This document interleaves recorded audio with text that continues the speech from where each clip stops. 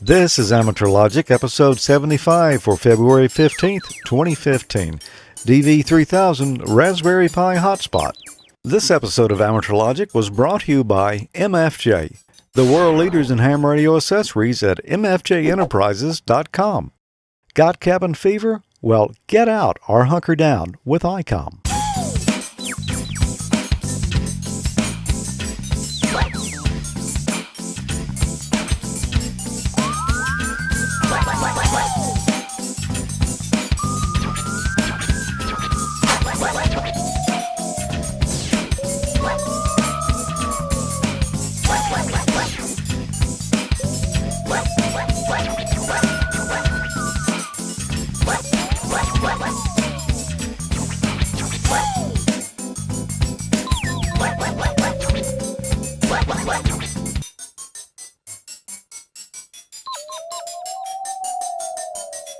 Hi, welcome to AmateurLogic.TV, episode 75. I'm George. I'm Tommy.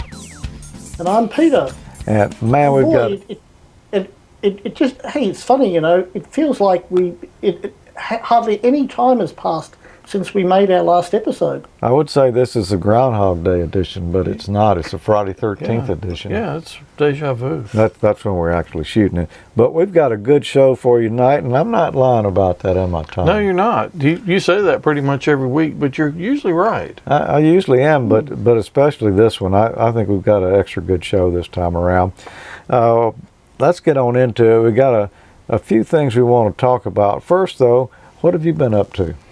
Well, spent a little time at the Capital City Hamfest. Yeah. And I've been kind of tinkering around with a few projects around the house. Some little Arduino things, Raspberry Pi things. So you'll see some of those coming in the future. Yeah, I've been doing sort of the same thing, and I just finished a good project here that I've been working on with our good friend Mike Morneau, VE3MIC, you know, the guy with the Christmas album. And the Moose. And the Moose.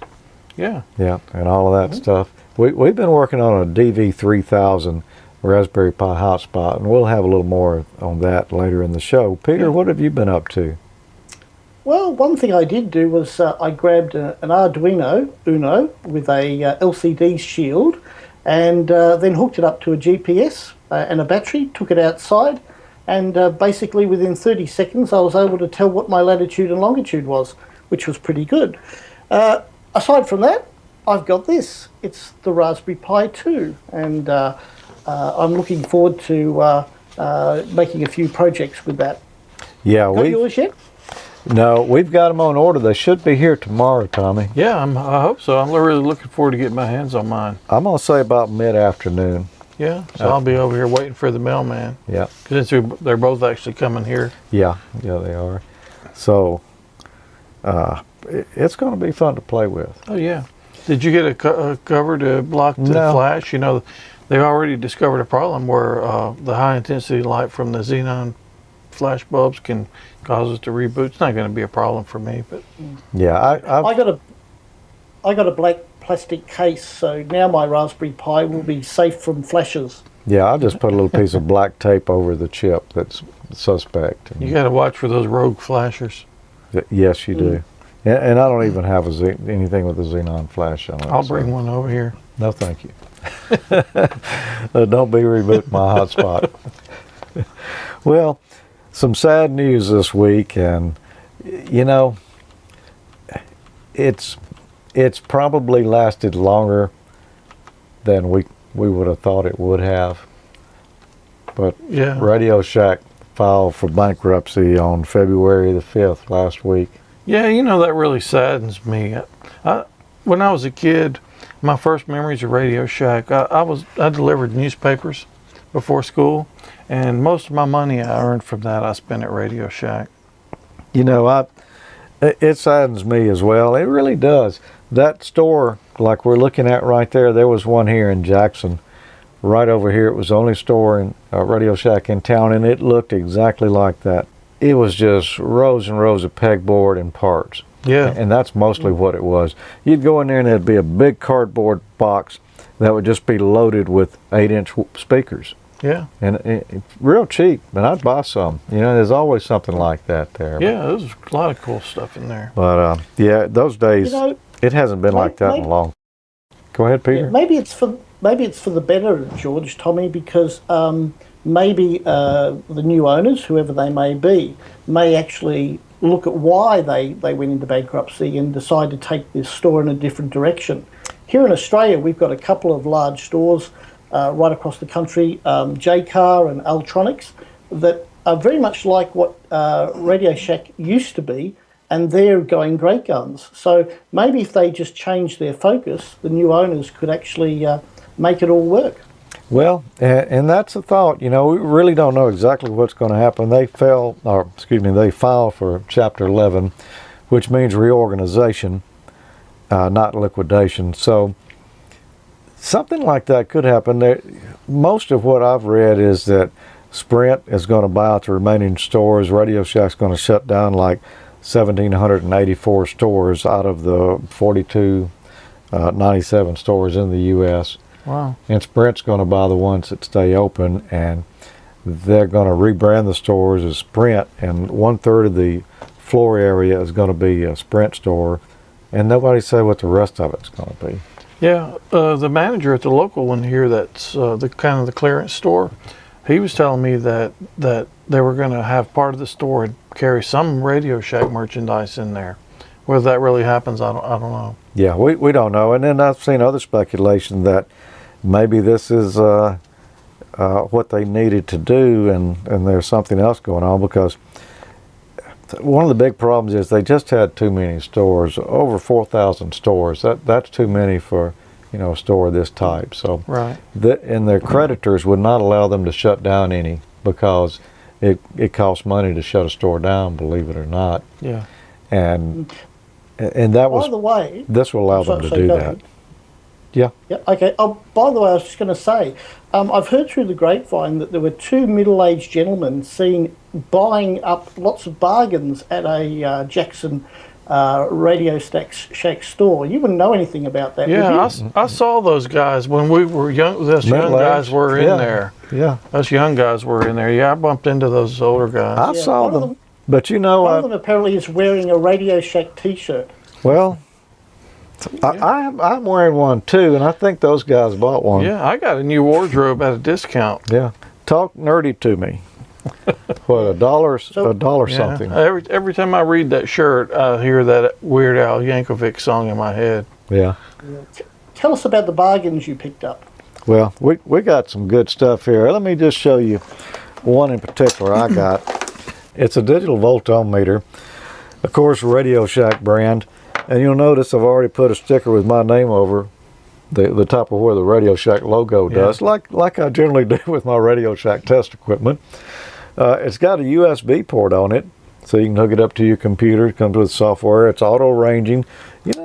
Really a decent little meter. Now this one, it's one that had been discontinued but was still at the store. At one point went for around $80. I bought that one for $4.98. Oh wow, you got a steal. I did. That was. I mean, I didn't see how I could go wrong with that. So yeah, you got a bag of stuff. Man, I just so happened to bring one of the bags. I literally went twice, and I came out with a grocery size bag like this, full each time. I got some good stuff in here, so I don't think I'll have time to go over all of it. But this is one of the cool things that I got, and I guess I should have taken it out of the package. Yeah, show us what that is. But it's an emergency radio, and it does AM, FM, and several different bands. It's solar powered, and if you don't have sun, you can actually crank the thing up and charge it.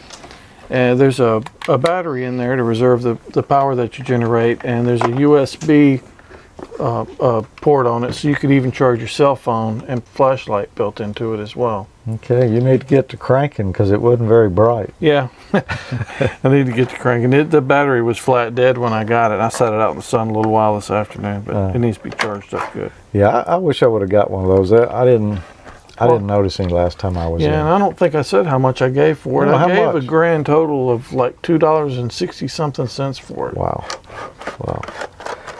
Amazing. Now, well, I got a bunch of stuff. I went twice and brought back numerous bags each time, but I did get these. This is a set of Clips earbuds that you would use with your iPhone or your iPad or, you know, any portable music player that uses the 4-conductor type of cable. I'm thinking it's got it's got a little control here in the cable for the volume and mute and Oh, so you can use that one for like a speakerphone type Yeah, I think it's got a microphone built into it. I really hadn't fooled with it yet. I plugged it in once and I saw that it worked and it sounded pretty good. These were originally like $99.95. I bought these for $13.48. Oh, cool. You got something else in that bag? Man, I got a bunch of stuff. So I got the Arduino. You know, that there wasn't a lot of Arduino stuff left. Right, yeah. So I got, but I did get a bunch of it. And I guess I'll just put it all up here this time and show. Look. So I got some servos, micro and then a regular servo. The standard servo. Yeah, I got those too. Mine were in a package differently, but you know, it was basically the same thing, and it was really cheap. I'm gonna What'd you pay for those? Man, everything was $2. I went to the Everything $2 store. So these were $2 and some change. I got some shields for my Arduinos. I got a relay shield and an SD card shield, both for $2 and some change. You know, I got both of those same two shields too. Yeah, I don't think I said how much they cost, but the servos were about 15 bucks a piece, and one of these was normally 19, and the other one was like 12. That was the original prices. Yeah, right. But I only gave $2. Each one of these were $2 and some change. Well, I've got a couple other things here that, you know, I wouldn't have bought otherwise, but those maker kits, you know, they had some kits in there that they called Make It. And I got a couple of those. And let's see which is which. Yeah, this is a Make It kit number 1. It's got a lot of, you know, standard components in there, mostly passive ones. It's got LEDs, capacitors, some relays, resistors, just a bunch of stuff like that. It's got some spools of wire in it. It's got some battery holders. It's got a proto board, you know, where you can stick your components in it and test stuff out.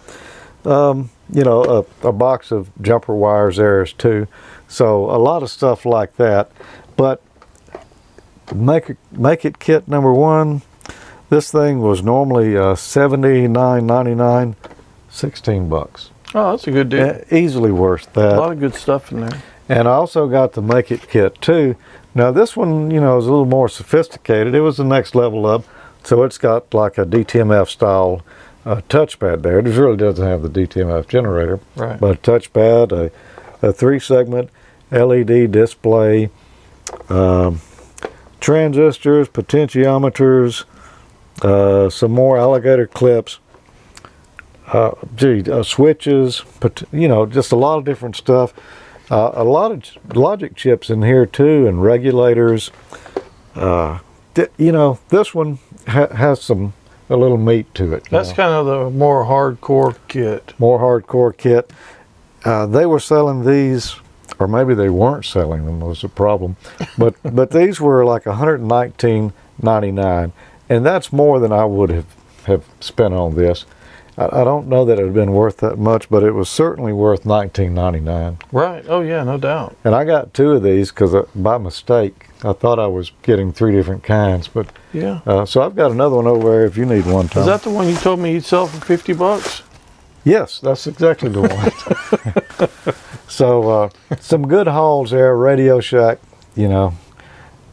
We hate to see this happen. The store hadn't been the same for years, but you know, I worked there right out of college for about 5 years at a dealer store, and you know, I hung out at Radio Shack over the years. My wife would go to the mall. It was a great place for her to park me. Oh yeah. And I'd go look at all those components hanging on the wall, and you know, just imagine what I could build. And I'd buy a lot of stuff, but once they moved them to the little drawers, you know, that kind of killed my buzz. I couldn't get inspired by looking at the drawers. Yeah, those drawers are always a shambles. Yeah. A couple other things we want to mention before we move on. Microhams is having their annual digital conference, and this is going to be in Redmond, Washington on March the 21st. You know, that's the Microsoft Ham Club. They've got online registration open now. The focus this year is going to be all things digital and ham radio. It's going to be a great conference, and you know, I hope maybe I can go one year to that, because I met some of these guys. Well, Actually, Phil into EU, who sent me the email here, I met him at Pacificon this past year. So a lot of great hams there in the micro hams. Yeah, I was looking at that. It looks like that ought to be a lot of fun. But what I am going to be able to go see is the 2015 Orange Ham Fest in Orange, Texas. Yeah. It's hosted by the Orange Amateur Radio Club and the Jefferson County Amateur Radio Club. It's going to be in the Orange County Convention and Expo Center in Orange, Texas on Saturday, February 28th from 7:30 a.m. to 2 p.m. There's going to be a lot of good stuff there. They're going to have, of course, ham radio dealers. They're going to have tailgating, flea markets, VE testing, door prizes, and a lot more. And they've got some good grand prizes here. A nice HF radio, 2-meter mobile, 2-meter handy talkie. And these are not the cheap Chinese radios. These are some cool. you know, good Japanese radios. And they're also giving away a lacrosse weather station. And I'll be speaking there. I'm not sure of the exact time. I think it's around 10 a.m. on Saturday, February 28th. What are you going to speak about? You know, I am not sure yet. I've got to come up with something in the next 2 weeks. Yeah. But no, I'm going to talk about this type of stuff we do. You know, typical things you'd see on Amateur Logic. Cool. That should be fun. And a little bit of, you know, the background on how we do the shows and how it's progressed over the years. It wasn't so far out of the way. You could just swing by Dallas and go down there. I could. But it is quite far out of the way. Yeah, it really is. So I won't be able to do that. I wish you could be there, though. And Friday night, 6:30 p.m. if you're in Orange, then you can go by the convention center. They're going to have barbecue brisket, links, and smoked boudin, and all the trimmings. So I'm looking forward to that in a couple of weeks here. Yeah, boudin. Boudin. I've never had that. I heard it's really good. Yeah, I know Don Wilbanks talks about it a lot, and I don't think I've ever had it either.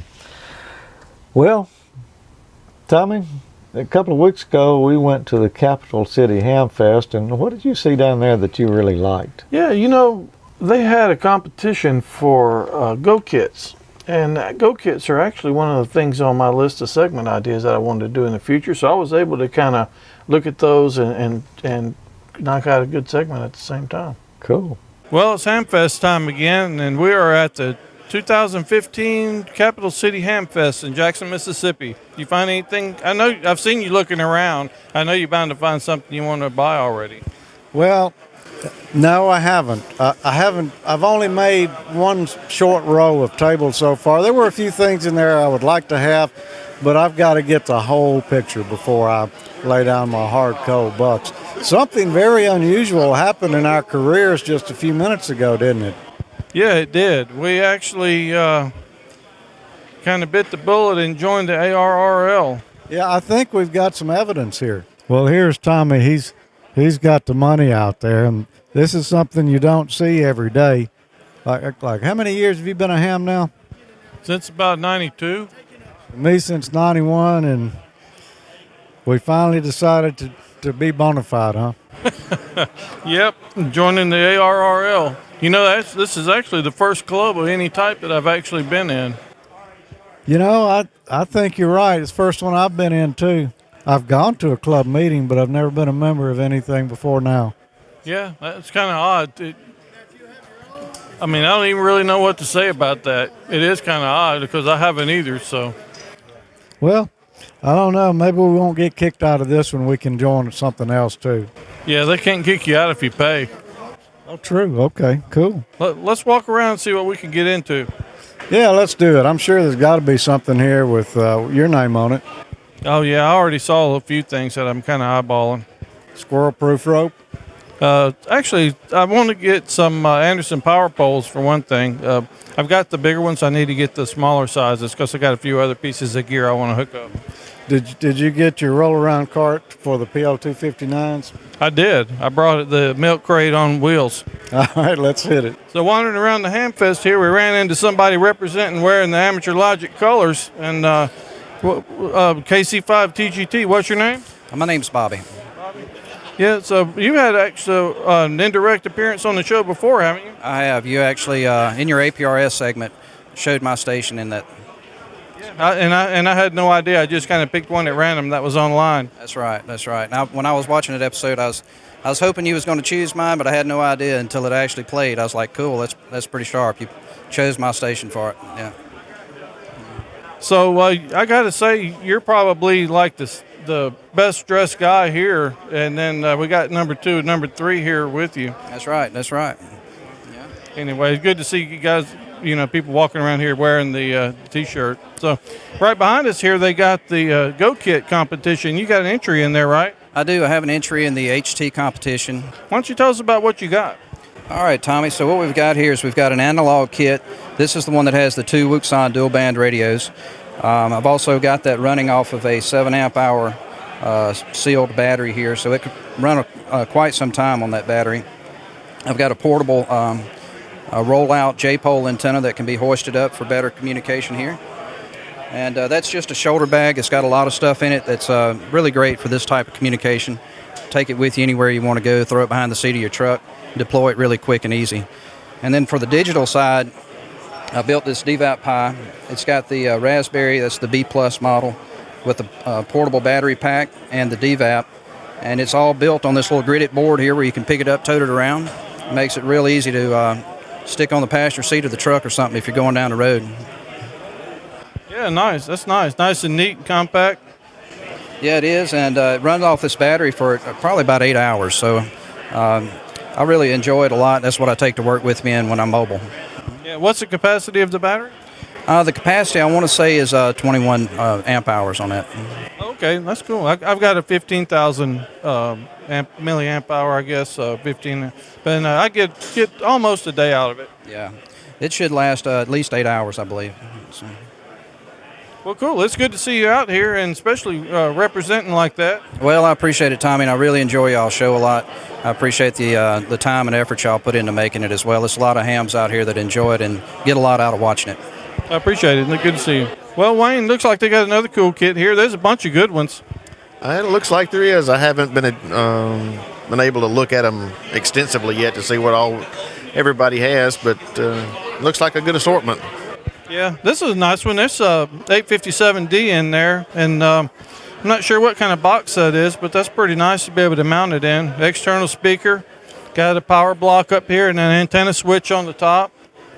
Oh, over here to the side, he's got his signal link set up for his 857 and little MFJ power supply.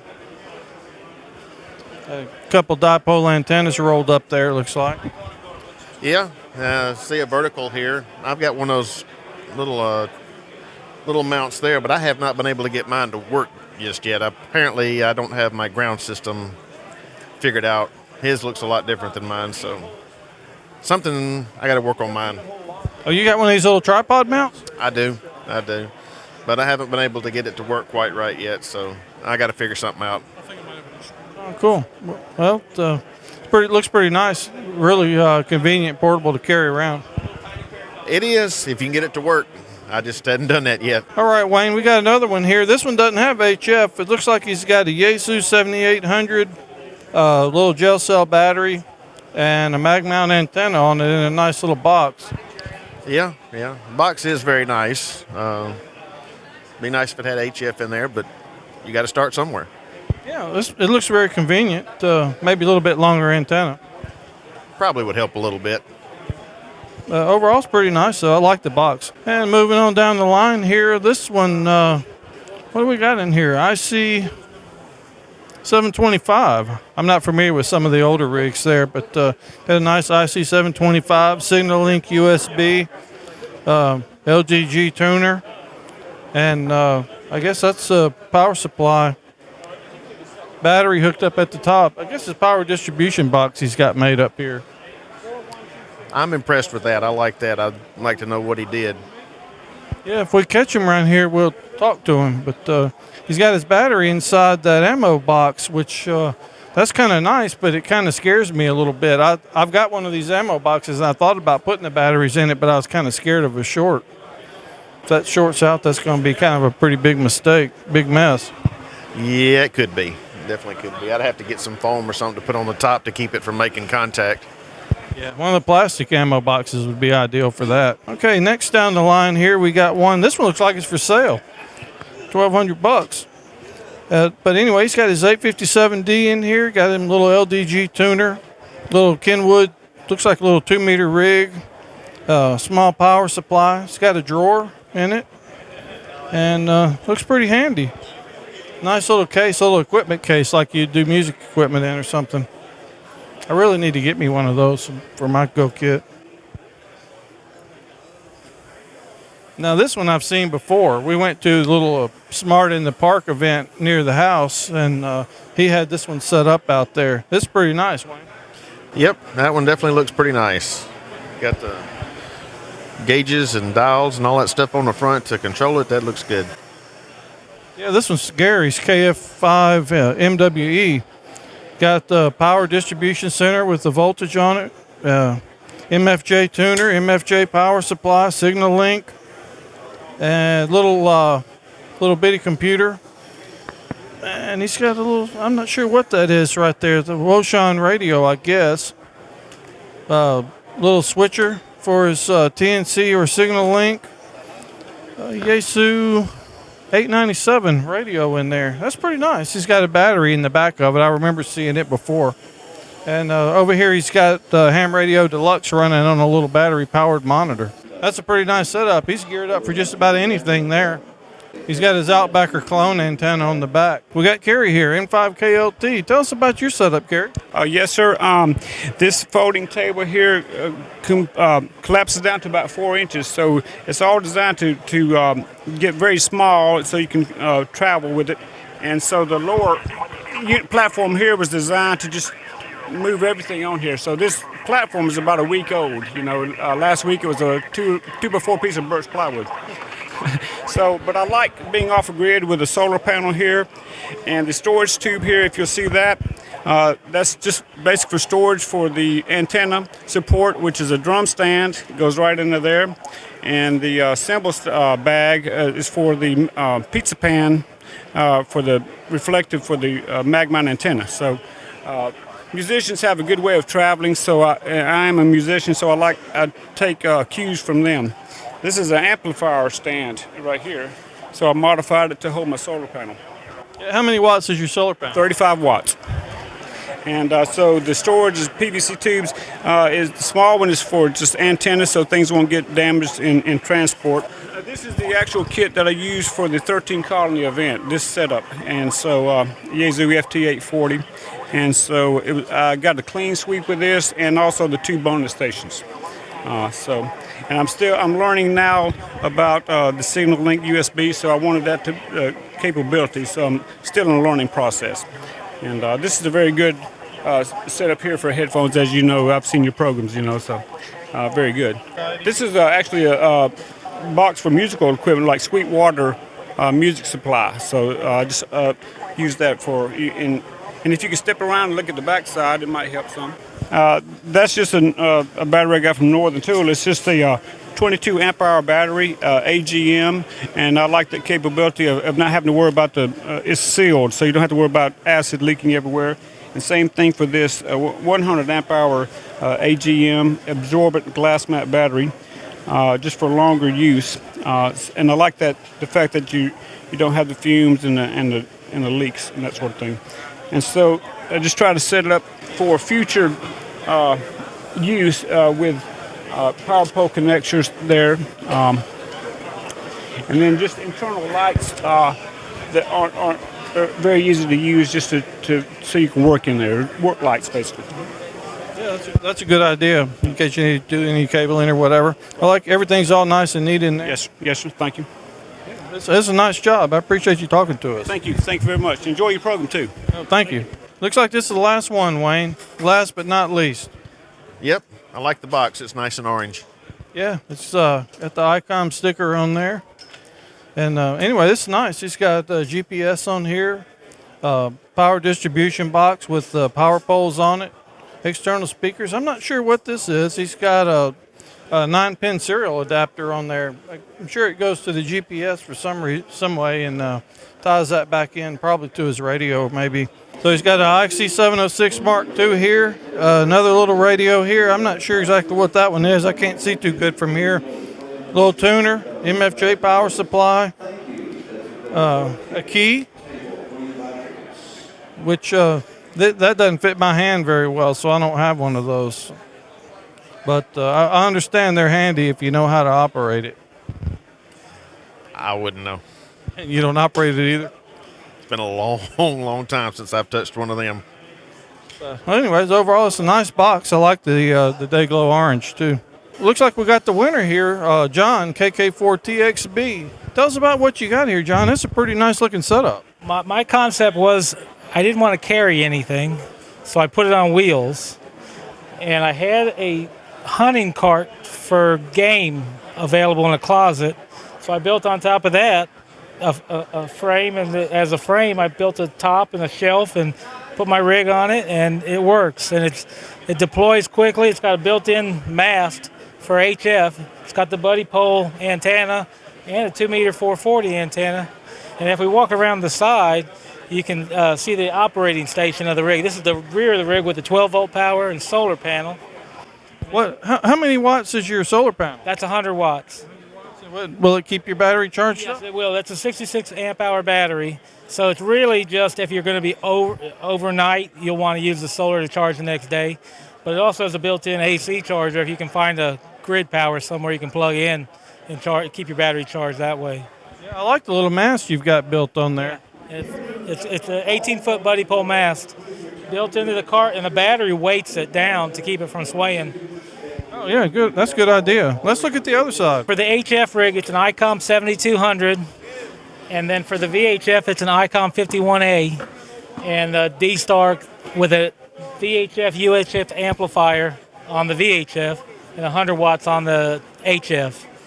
It's got a DSP filtering speaker, a set of headphones, and then a shelf for storage. It also has what every ham needs, all of your accessories for tragedies in the field if you have to patch together a cable. So it really worked out well for me. And I had no idea I was going to get first place, but I think it's because I thought outside the box. Yeah. What's the acronym for your cart here? CARTS, Comms Always Ready Transportable Stations. That's pretty awesome. And I see you got probably the next most important thing for field day here in Mississippi other than the radio. The Sunbrella, that's absolutely correct. And a nice, wide, comfortable operating position. Everything, all you need is a cooler and you're good. That's right.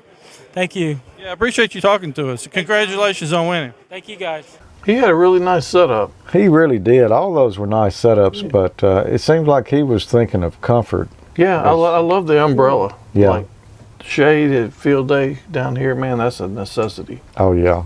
Yeah. What about that, Peter? Do y'all do that kind of stuff down under? Can't say I've seen that kind of competition before, but I have to say that I was impressed with the solar power setup that I saw. It it makes for portable usage, which is great. Yeah, it really was. Yeah. And good time at the Capital City Hamfest here in Jackson every December, every January.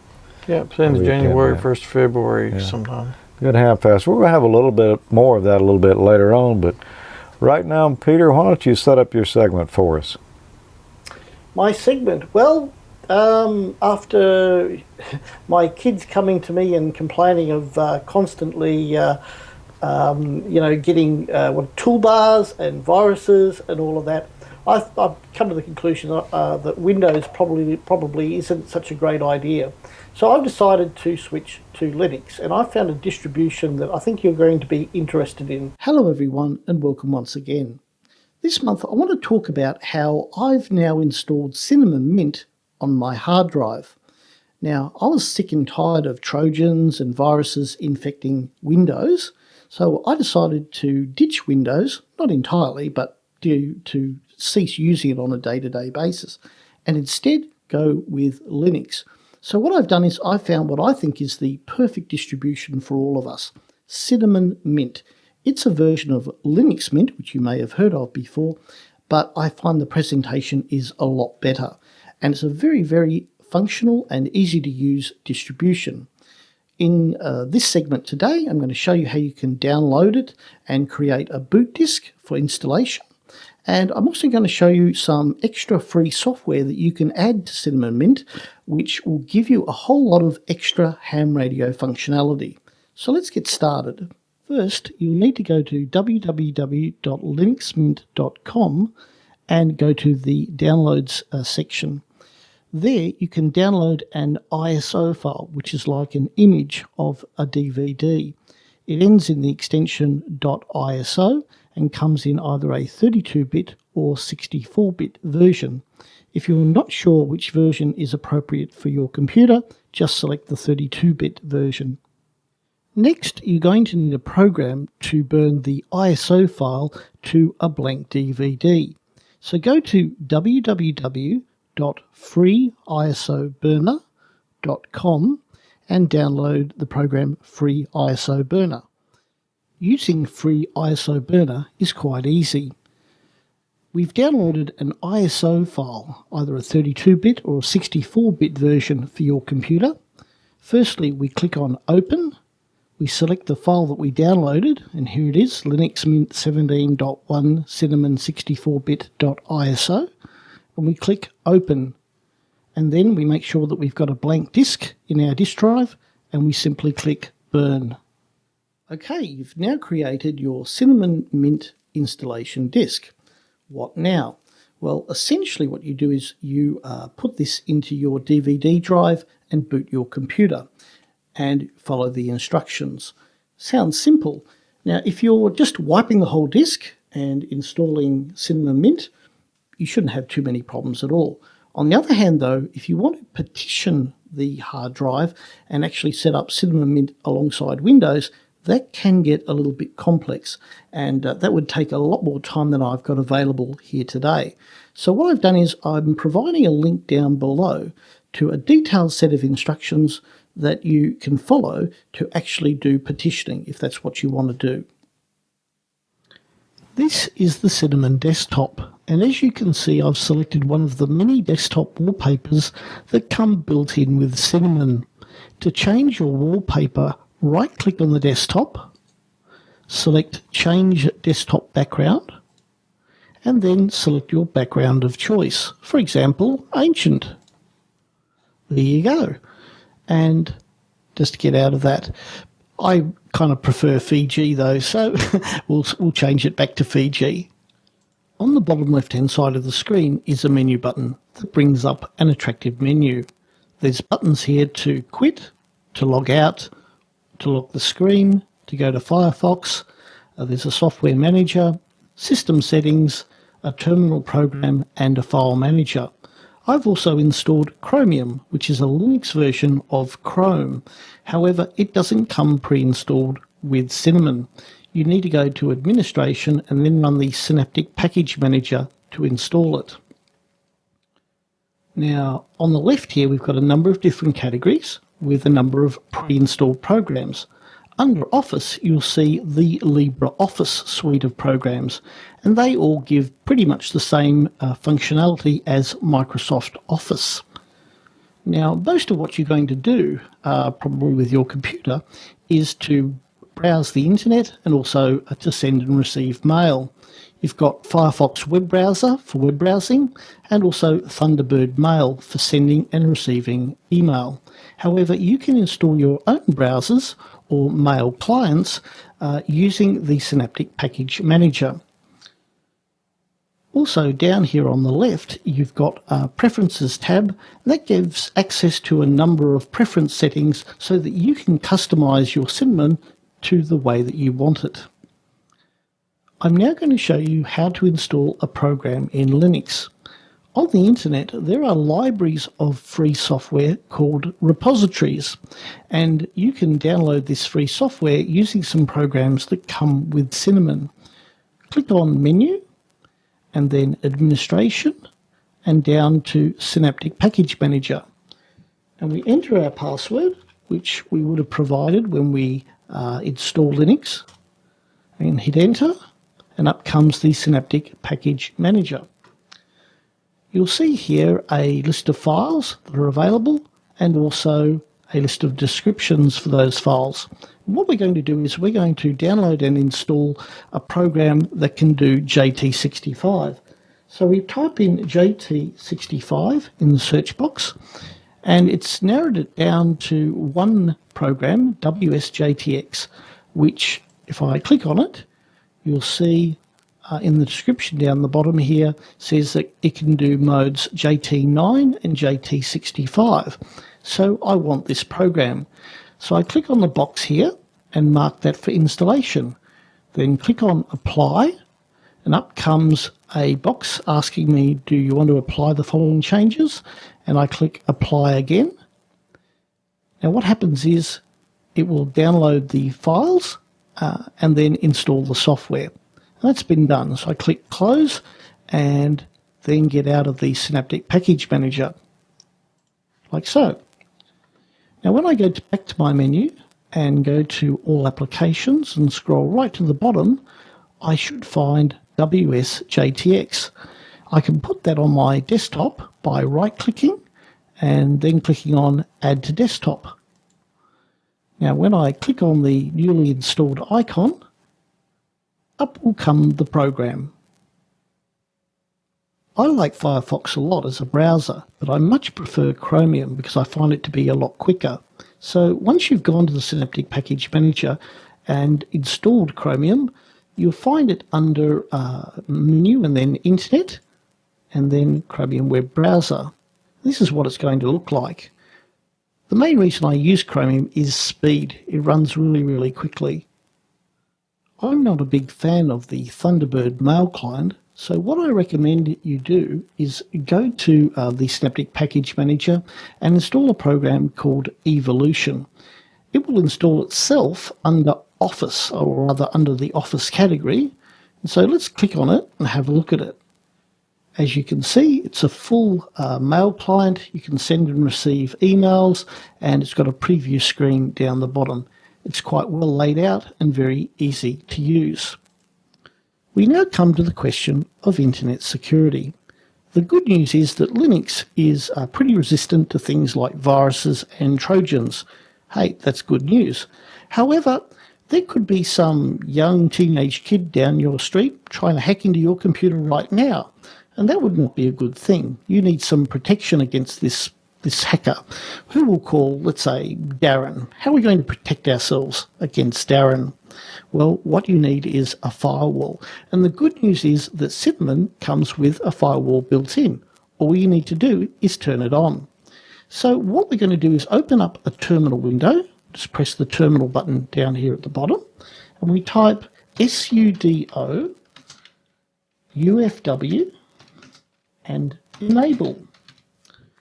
Now, before I hit enter, I should point out something here. The actual command is ufw enable, but I've prefixed that with the sudo command. The sudo command is kind of like telling the computer, open sesame. And no matter how silly a command you give to the computer, if you put sudo in front of it, it will do it. If you tell it to wipe my hard drive, and you put sudo in front of the command, it'll do it. So you've got to be very careful with sudo and make sure that whatever you're telling it to do, you know what it's going to do. Now, the other thing is also that you should spell it properly, sudo. Don't, for example, spell it sumo. For example, if you put in a command with sumo, you might be wrestled by a large Japanese gentleman, which would not be a good thing either. Anyway, back to our command, sudo ufw enable. Let's hit enter. Now, it asks me for my password, which you would have set up when you actually set up Cinnamon. We hit enter, and now my firewall is active. Every time I start up Cinnamon, my firewall will be active and I'll be protected against Darren, which is a good thing. I'm going to finish up with a few suggestions for programs that you can download using the Synaptic Package Manager. The first is Wine, a program that will enable you to run some Windows applications under Linux, which is handy because there aren't always Linux versions of the programs you're used to in Windows. Next is QSSTV, which is a slow scan television program for Linux. Earlier on, I installed WSJTX, which runs the Whisper mode. GMFSK will do RTTY, Olivia, Throb, PSK, CW, and a couple of other modes. FLDigi will do RTTY, Olivia, Throb, Weatherfax, Hellschreiber, CW, and various other modes. Audacity, as you know, is a very, very good sound recording program. Now, if you're into programming in Python, Cinnamon's really good because Python comes built in, but the IDE doesn't. So what you need to do is install idle so that you can put your own Python programs together. Next is Simple Screen Recorder, and I've actually been using Simple Screen Recorder all through this segment, and I think you'll agree it works pretty well. Next is ClamTK, which is a virus scanner. Now, with Linux, you don't really need a virus scanner. However, because many of you will have a Windows partition, it's handy to have a virus scanner so that you can scan from Linux and scan the Windows partition on your hard drive. Next is gpredict, which is a satellite tracking program. And finally, and perhaps most importantly, is a program that I'm just starting to get familiar with. It's called Kdenlive, and it's a fully featured video editing suite.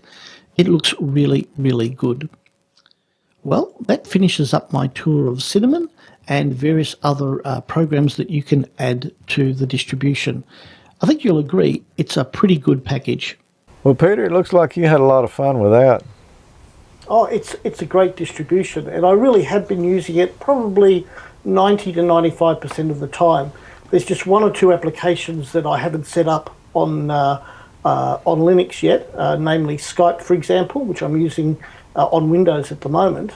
But the only problem is that the Skype for Linux isn't quite as functional or as full functional, or has as many options as the Windows version has. So that's why I'm just using that at the moment. But I might look just to see what the latest version has got to offer. Yeah. Okay. I've been doing some Linux this week on the Raspberry Pi. We're going to talk about that in a minute here, but you know, I guess I'm going to have to set up a partition sooner or later and play with it some more. Yeah, it's a lot of fun. Yeah, I can see where it could be useful. You kind of have to work for some things pretty hard. Yeah. Well, yeah, I've been there, done that all week long. Yeah. And anyway, we're going to come back and talk about that in a minute. But first, let's have a message from one of the people who makes the show possible, MFJ at Ameritron. Ameritron's new ALS 1306 is a 1.5 to 54 megahertz solid-state near-legal limit FET no-tune amplifier. It's got 1200 watts PEP output on all bands, including 10 and 6 meters, instant automatic band switching, no tuning, no warm-up, and no tubes to pamper. ALS 1306's reliability is ensured by using 8 rugged MRF 150 power FETs mounted on a dual heavy-duty heatsink properly arranged to distribute heat over a large surface. Single power device amplifiers can't do that. ALS 1306 outputs up to 1200 watts of clean SSB power with just 100 watts of drive. Add an optional interface cable for your radio, and automatic band switching lets you put your amplifier and power supply out of the way. The ALS 1306 automatic band switching reads band data from your transceiver and automatically changes bands as you make adjustments on your radio. Built-in SWR protection prevents amplifier damage if you accidentally switch to a wrong band, use the wrong antenna, or have high VSWR. Overpower protection prevents forward and reflected power from exceeding safe levels. Output power is automatically reduced to prevent amplifier damage by controlling ALC to the exciter. The ALS 1306 is powered by a 50-volt DC 50-amp switching power supply which comes with a pre-wired cable. This hash-free, fully regulated switching power supply is only 12 pounds and can be placed conveniently out of the way. The power supply comes wired for 220 volts AC, but can be changed to 110 volts. It draws less than 25 amps at 110 volts or 12 amps at 220 volts. If you're looking for a modern amplifier for your ham shack, then you owe it to yourself to look at the Ameritron ALS 1306. Visit Ameritron.com today and check out the full line of the world's most popular HF linear amplifiers. Now, that may be my next amplifier. Yeah, You it know, looks like a nice one. Yeah, I've got a Ameritron tube amplifier now, and I've been, pleased with it, and they're the most popular amplifiers in the world, and I think they've about got the solid state thing down now. It's, I think they're really selling, well, from the information I've heard, that the solid state amps have really come on in the last, 2 or 3 years. I got an amplifier in my future at some point. Yeah. Do you know, guys, that we don't actually have an extra class here in Australia? I believe you do, which gives you a higher power output. Actually, it doesn't change. We have an extra class, but it doesn't change the power output. If you were general, you can run just as much power as an extra could. Oh. It just mainly with the extra class here, we just get more privileges or wider bands. Yeah, a little more. A little really more. not a lot. Not a lot, but when there's a lot of pileups on there, that little extra space can be kind of a free A little area. headroom. Yeah. Well, I mentioned earlier I'd been playing with the Raspberry Pi a little bit this week or past couple of weeks, and our good friend Mike VE3MIC up in Canada has been working on the same project here, and boy, thank goodness, because he really helped me out a lot on this one. But let's take a look and see the DV3000. You might remember at Pacificon this year, I picked up one of these DV3000 cards from Northwest Digital Radio. This is a card with a little codec on it that enables a Raspberry Pi to operate D-Star and other digital modes. There's also versions of this for USB, but we're going to go through the steps today to make this work and see how it turns out. For the Raspberry Pi, I'm going to use my original Model B here. This only has 256 megs of RAM on it, but they say that'll work. This one was the one I used for the Echolink Pi project that I eventually scrapped. But you can see in here I have the transistor circuit I was using to key the transmitter with, and I've just pulled that back out of the way in case I ever want to use that again. You will need an external sound device to do this because the Raspberry Pi only has an audio output, no input. So I've got one of these cheap little Chinese sound devices that I used on the Echolink Pi project, and it's already mounted and fits in my case perfectly. The cheap Chinese sound device just didn't work out. All I had was noise for transmit audio, so I ended up buying a Logitech H390 headset on closeout at Radio Shack. Let's go through the steps now and make this work. Back in August of 2012, episode 42, I showed you my 10-minute Raspberry Pi recipe for setting up a Raspberry Pi, getting the operating system on it, and boot it the first time, so we're not going to cover that here. To make this project go a lot easier, a good friend of the show, Mike Morneau, VE3MIC, has put together the AmateurLogic.TV companion guide to setting up the DV3000. It's going to tell us everything we need to know, and probably a little extra. You can find the guide online at AmateurLogic.TV/downloads/DV3000.pdf, and the DV is uppercase. I've also included a version as a text file so you can download it to your Raspberry Pi and cut and paste text from it into your command line. Now, there's a few things you're going to need in order to pull this off. You'll need a Raspberry Pi Model B. You're going to need a USB audio adapter with an audio in on it, since the Raspberry Pi does not have that on it, and it'll need to be supported by Raspbian. You'll need an SD card, at least a 4 GB minimum. You'll need a Raspbian image and a full-time internet connection and administrative access to your internet router. Now, if you're new to Linux, Mike has put together a great little guide that will give you most of the terminology that we're going to use. Now note that all these commands are case sensitive. Mike steps us through everything we need to know to get the image and make the adjustments to the Raspberry Pi as necessary. He also shows us how to set up a static IP address on your Raspberry Pi, which you will need to do. He also shows you how to set up X11VNC that allows you to access your Raspberry Pi from another computer even over the internet. And that's something that I wanted for sure, so I've got that set up on mine. And then he'll tell us the steps to getting the Raspberry Pi ready to accept the DV3000. And that's where we're going to pick up today. The document gives us all the steps for increasing the UART clock rate on the Pi, disabling the Getty, because we don't want that running on the Pi's serial port, and disabling the console on the serial port as well. After we've done that, we install the DV3000 board in the Pi. Now, the earlier Raspberry Pis had no mounting holes, so you're going to have to be careful there. The later models actually had 2 mounting holes in there, and there's a little standoff that you could mount to the board, and you could secure it to the hole in the Raspberry Pi. Well, this is the early Model B. It doesn't have that. You could put the standoff on and then put some electric tape over the board to keep from damaging the components on it. It fits so tight in my case here, though, I believe I'm just going to put it in without a standoff. Now you need to make sure that everything lines up correctly on the headers here.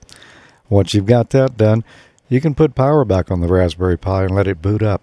And then it's time to begin installing the software. We'll install the AMBI Server GPIO. That means we'll have to install the Get Distributed Revision Control System. Then we'll be cloning into OpenDV, and we'll be testing the DV3000 for communications with the Raspberry Pi. And there's a Python test script included for that. Next, we'll need to build from the source file. If your image of Raspbian already had Wiring Pi installed, then you're good to go. Some of the more recent Raspbian images already have Wiring Pi installed. Unfortunately, mine didn't. How could you test to see if Wiring Pi is installed? Well, you could type GPIO space read all, and you can see here I got command not found. If wiring is installed, you should see a table like this one. Once we're through installing and building the AMBI server, it's time to move on to installing the IRC DDB gateway. Mike gives us all the instructions for that. One point I'll make here is at the end of the installation procedure listed, you're likely to come up into a text-based setup program. Just step on through that. When you get to the end of it, to run the GUI gateway configuration, we type sudo space IRC DDB gateway config. There's so many steps during configuration that we don't have time to go through them all in this 10-minute segment. Fortunately, Mike did a great job in the document of showing each one. After that's complete, we need to install the dummy repeater. After the installation is complete, to run the dummy repeater, just type dummy repeater. We've got 2 pages detailing the main screens of the dummy repeater and how they would be used, followed by several pages of the preferences for setting up the dummy repeater. There's a number of options that you do need to set correctly in here, but just follow along in the instructions and you'll get it. After that, it's time to do some checking of the audio levels, and you use the ALTV mixer to do that. We'll need to open certain ports in our firewall or our router now, and the document shows good details on how to do that. Your router may be different, but there's plenty of information on the internet to help you accomplish that. Now, if you followed along and done everything correctly up to this point, then it's time to rock and roll with a little bit of D-Star goodness. And we've got a page here that shows us how to start up the AMBI server and the dummy repeater. But you might want it to start automatically when you boot your Pi. Fortunately, we've got those instructions as well, and that's the way I set mine up. You can even operate D-Star from your PC or another computer. It doesn't have to be operated on the Raspberry Pi as long as you can get to it over your network or the internet. And we've got the instructions on how to do that as well. Mike put a lot of time into this document to make sure everything was right, and I put a lot of time in it troubleshooting it and breaking it, and it's been patched several times, so it should be pretty much correct. However, if something doesn't go just right for you, you can contact Mike and he'll be glad to help you out. Now, the DV3000, from what I've seen so far, is a great little inexpensive device to get on D-Star with. I know I'm going to enjoy it, but let's have a little fun right now. See if we can get the kinks out of these DV3000s. So over to you, George, W5JDX from VE3MIC in the group. Okay, Mike, W5JDX copying you good here in Mississippi. I've got my DV3000 plugged into the Raspberry Pi, but I'm using my PC over the network for the audio, and it seems to be working well now. We initially had a few kinks getting things going there, but I think that was probably something that we weren't doing just right. Yeah, your audio sounded really good that time, George, so I'm not sure if you made any other changes. Zero backup on, at least from my end. I am back this time from the Raspberry Pi itself, and I'm using this little Logitech headset that I bought at Radio Shack on closeout. I mean, for what we have going here, I wasn't expecting it to be perfect by any means, and certainly we're running, at best, I guess, open source software. Well, I think our tests are successful here. It seems like it's going to work just fine. And so, Mike, I'm going to say good evening to you.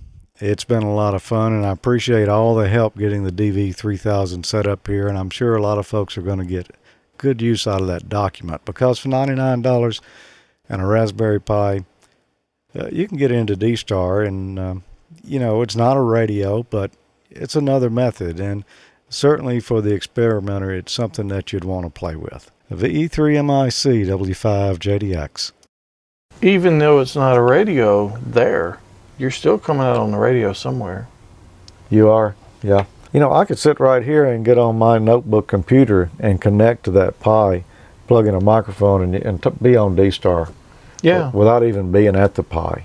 Yeah, and the nice thing also, you can open the port on your router, and you could actually, be gone and use your laptop somewhere out and use that device to get on D-Star and not even have to take it with you. Yeah, so every device that comes around like this, it just kind of takes D-Star one more step. I think that's something new, isn't it? Being able to access that device remotely. Yeah, that's the first thing. That's the first thing I know of that does that. There may be others, but not aware. And Northwest Digital Radio, they've got those little boards for $99, and you can see the Pi I was using was the very first model of Raspberry Pi B, and it could support it. So a great little product there. They're going to use that board in their own radio, but they built it such that it would work in the Raspberry Pi too. Yeah, it's pretty nice. I may end up picking up one of those myself.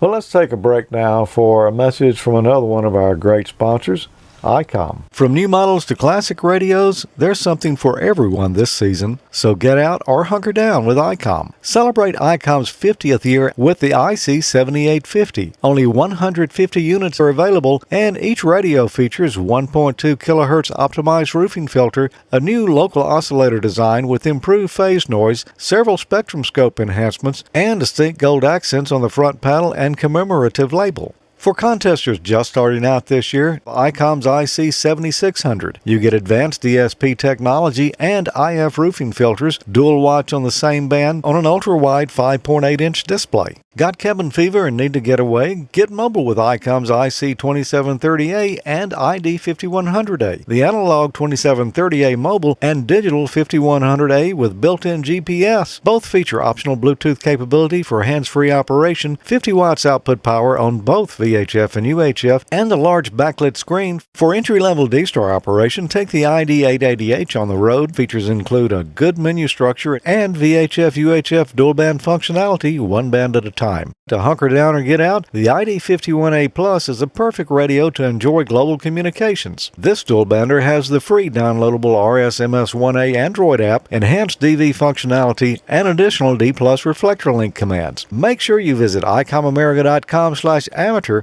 for more information on ICOM's base stations, mobiles, and portables. Tommy, you saw that little blue handy-talkie there, that 50th anniversary Yeah, somebody edition. got one, didn't they? Yeah, they just dropped the prices on those, and I got one. Yeah, I saw it sitting over there. I haven't got it all programmed up yet. I've only had it in here a couple of days, but man. Yeah, you're going to enjoy that. I love mine. I really travel every week and take it with me every week. Yep. Well, we got a little more footage here from the Hamfest. We ran into a couple of celebrities down there, didn't we? Yeah, man, there's always a lot of surprises at the Hamfest. You just never know. There was some real good deal on some nice Sony gear here. Well, Betamax, huh? Oh yeah, man, top of the line. Wow. It even has a tape in it. And it was recording. It worked. Wow. Hadn't seen one of those in a while. Take it back to the old days, man. There you go. Yeah, it would. Walking around the Hamfest here at Jackson, I heard there was JLO sighting here. There's JLO right there. Hey, how you doing? Hey, KC5 JLO. What's your name? Pierre Smith out of Jackson, Mississippi. KC5 JLO. But what do they call you? JLO. All my friends call me JLO. Yeah. You know, when you were telling me that before, you kind of messed up my whole mental picture. Oh, don't get me confused with my sister Jennifer. Jennifer Lopez, that is. And you having a good time at the Hamfest? Having a great time, enjoying it. I always come out here. Always come out. Yeah, it's always a good time. But it is a good time, and we're glad that everybody comes out. It's a good gathering. Got a bunch of my good friends back here in the background from all over the state. Well, anyway, it's good talking to you. I thought I'd introduce JLO to the rest of the people. All right. Good to see you. All right. Well, we're having a great time at the Capital City Hamfest here today. Oh, wait a minute. What kind of activities are we going on here, sir? I need to find out. I'm a licensed amateur radio operator, and you look like you're breaking some kind of a radio. You have an illegal aerial up around here or something? Why, that looks illegal right there. What's going on here? No, I'm okay. If you'll notice, I'm wearing the badge of the iron test pattern. Ooh, very impressive. Very impressive. What's going on, Chief? Not much. When did you get here? What time is it? A couple hours ago. Just been roaming around looking for you. Well, cool. I'm glad you finally found me. Me too. Me too. It's good to be found. Yeah, well, let's take a look around here. There's bound to be something that, well, there's a bunch of interesting stuff, but something that we can expound upon. Well, yeah, it's swan season. Is this what you were talking about, Don? Yes, one of them. This is the 700CX that I kind of am drooling over. That's a gorgeous radio. It looks beautiful. There's a 500CX. In fact, there's a whole line of great vintage radios here. There's a Tempo 1 here. There's some Kenwood and Yaesu stuff, but these swans have kind of caught my eye. I had a 500CX years ago, and I wish I would have never let it go. It was a very early serial number, according to the Swan Gurus. It was like number 9 off of the assembly line, so it was almost a prototype. Don, it looks like we ran into some stuff. We know what it is. Yeah, there's some broadcast stuff. This is an old little 5-channel Sparta board. Not much you could do with that, I don't think. But if you had just a small radio station, or this would be really good for remote broadcast. I remember back when I started, we would bring the turntables and the records and everything else out, and we had something like this. And yeah, so that's pretty cool. The first radio station I ever worked at, the AM was king back in those days, but we had an FM, and it was automated. So they really didn't need much of a board in there, and this is what they had. They had the stereo version of this. Yeah, this is actually drool-worthy. This is an old Gates The Yard board, and the reason they called it that is because it's just about 3 feet long. And, man, there are a lot of radio guys who cut their teeth on a board a lot like this. I didn't start with a Yard board, but I did start with a Gates.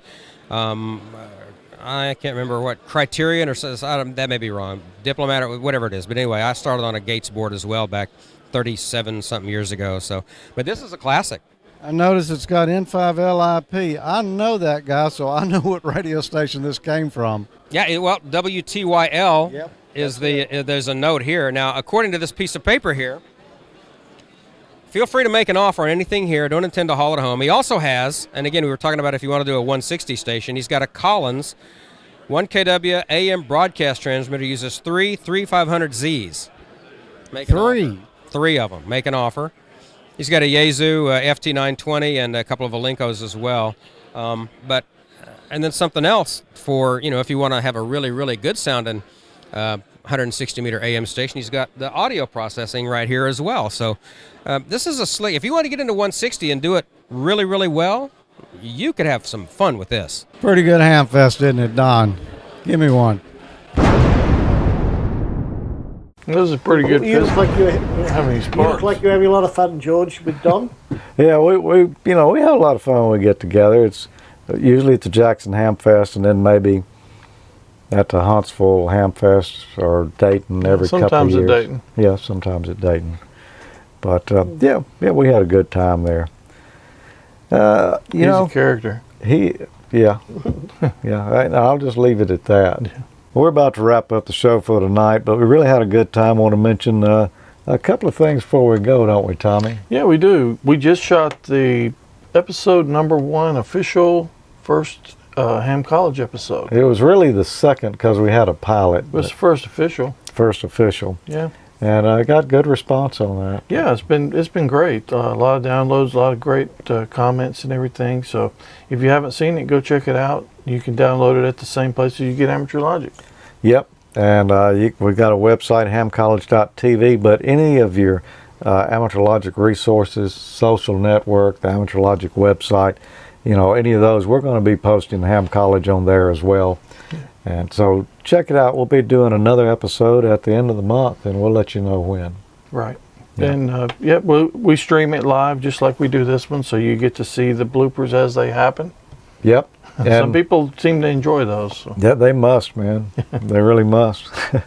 Well, one other thing we want to mention, and what is that? Well, the AmateurLogic shop at AmateurLogic.Spreadshirt.com. And you can get your shirt or swag just like we saw Bobby wearing at the Jackson Hamfest. Yep, be the best dressed ham at the next Hamfest. Yep.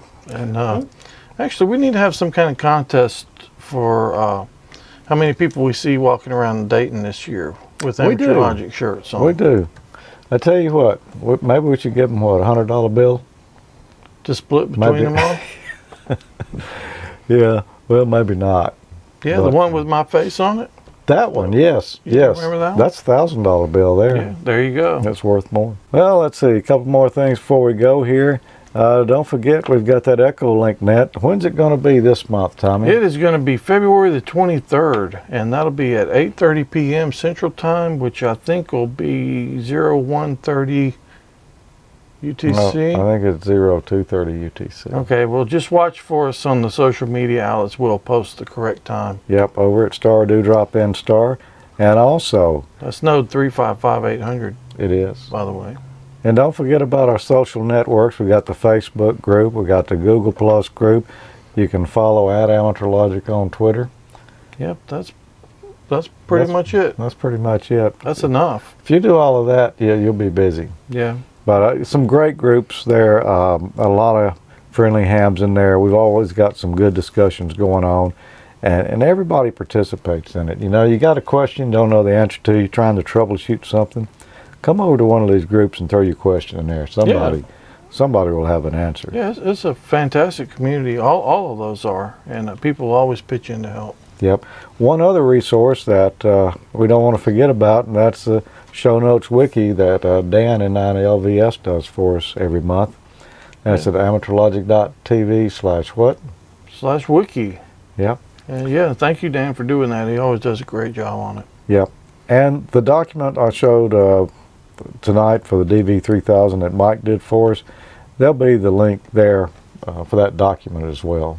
So yeah, you're going to definitely need that. Yeah, you're going to definitely need that. You can do it the hard way and comb the web yourself, but Mike did all the hard work, so why would you? Yeah. Yeah, appreciate that, Mike. Well, we appreciate everyone being with us tonight. Another fun show.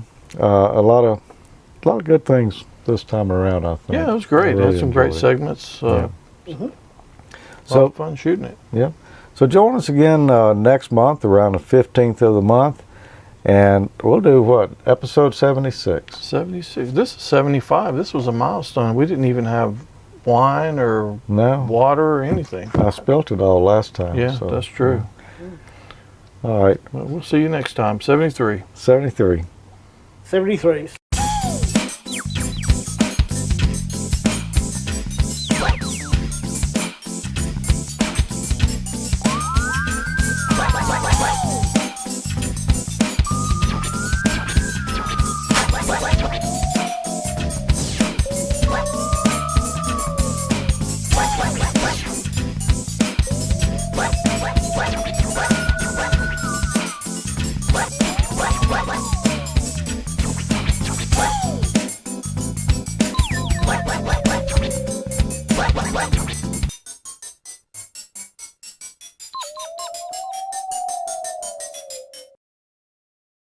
Well, one other thing we want to mention, and what is that? The swag shop. Yeah. You can take Peter's face off there. We're going to have to put Peter's face on a t-shirt. You can get a t-shirt with Peter's face on it. And don't forget about AmateurLogic.Spreadshirt.com, where you can Come on. Well, it's that time of the year again. We're at the 2015 Hamfest, Jackson Capital City Hamfest, actually. Yeah. Yeah, we are. Don't forget to check out this shirt. Got this little Outbacker antenna on the back. I don't think that's an Outbacker. He's got his Outbacker clone antenna on the back. Don't forget to check out the shirt shop. Doggone. And don't forget to check out the shirt shop at AmateurLogic. No. You're not supposed to say shirt shop. No. Shirt shop? The swag shop. I'll start again.